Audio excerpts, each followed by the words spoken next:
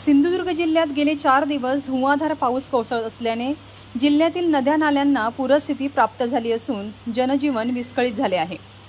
बहुतेक नद्यांनी धोक्याची पातळी ओलांडली असून बरेच ग्रामीण भागातील रस्ते व राज्यमार्ग पाण्याखाली गेले आहेत।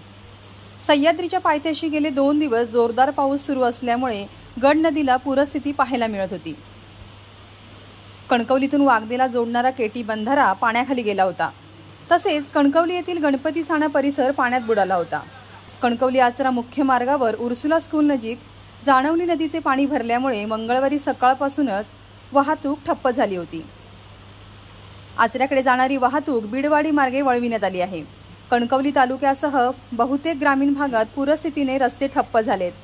जिल्ह्यात शाळांना उशिरा सुट्टी जाहीर केल्याने शाळकरी विद्यार्थी आणि पालकांचा मात्र हिरमोड झालेला पाहायला मिळाला। आज सकाळपासूनच मुसळधार पावसामुळे या शाळेजवळ पाणी यायला सुरुवात झाली, पाणी वाढायला सुरुवात झाली। आपण बघता त्या हॉटेलमध्ये पाणी शिरले आहे जवळच्या शाळेजवळच्या।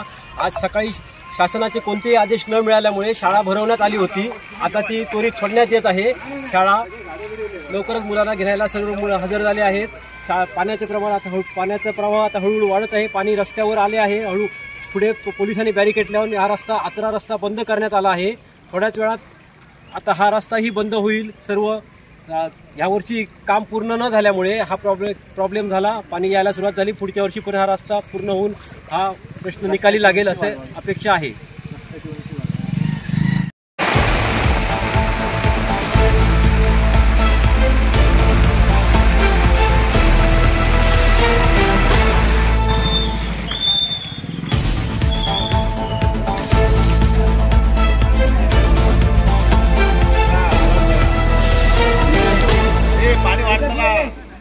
पानी बिल्ला